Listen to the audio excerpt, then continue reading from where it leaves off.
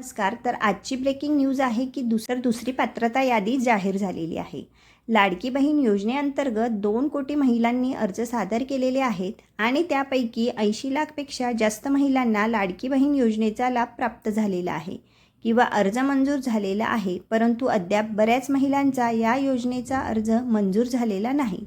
लाडकी बहीण योजनेचा पहिला हप्ता 14 ऑगस्ट 2024 पासून देण्यास सुरुवात झाली आणि त्यामध्ये 3,000 रुपये देण्यात आले. परंतु तेव्हा सप्टेंबर महिन्यामध्ये देण्यात येणाऱ्या लाभाची कल्पना नागरिकांना देण्यात आलेली नव्हती. त्यामुळे आपला अर्ज आता मंजूर झालेला नसून लाभ मिळालेला नाही तर काय करायचे असा प्रश्न महिलांच्या मनात आला होता. याच अनुषंगाने सरकारने पुढील दुसरा हप्ता 4,500 रुपयांचा असेल, म्हणजे जुलै, ऑगस्ट आणि सप्टेंबर महिन्याचे एकत्रित पैसे महिलांच्या बँक खात्यावरती पाठवण्यात येतील आणि तसेच ज्या महिलांना याआधी 3,000 रुपये प्राप्त झालेले आहेत अशा महिलांना 1,500 रुपये मिळण्यास सुरुवात होईल.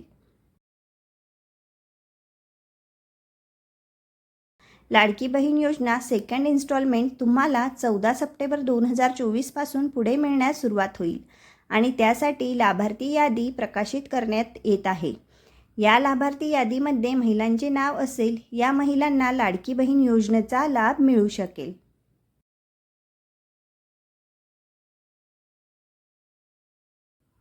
लाडकी बहीण योजना second instalment date.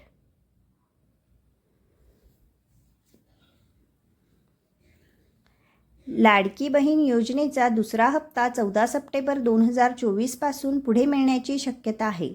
Ladki Bahin योजनेच्या दुसऱ्या हप्त्यासाठी 1.5 कोटीपेक्षा जास्त महिला पात्र असण्याची शक्यता आहे. कारण लाडकी बहीण योजनेचा पहिला हप्ता महाराष्ट्रातील 80 लाखपेक्षा जास्त महिलांना प्राप्त झालेला आहे. तसेच आत्तापर्यंत 1 कोटीपेक्षा जास्त अर्ज मंजूर करण्यात आलेले आहेत आणि 45 लाख अर्जावरती प्रक्रिया सुरू आहे. तर उर्वरित अर्ज रिजेक्ट करण्यात आलेले आहेत आणि ते अर्ज परत सबमिट करून त्यावर प्रक्रिया आणि पडताळणी करून मंजुरीचे कार्य सुरू आहे. जर आपले नाव लाडकी बहीण योजना लाभार्थी यादीमध्ये असेल तर आपल्याला आपला आधार क्रमांक हा बँक खात्याबरोबर लिंक आहे की नाही हे चेक करणे आवश्यक आहे आणि जर तो लिंक नसेल तर तो लिंक करावा लागेल. जर तुम्हाला याबद्दल अजून काही शंका असतील तर तुम्ही कमेंट करून आम्हाला विचारू शकतात आणि अशाच नवनवीन अपडेट्ससाठी मराठी साधना या यूट्यूब चॅनलला नक्कीच सबस्क्राईब करा. धन्यवाद.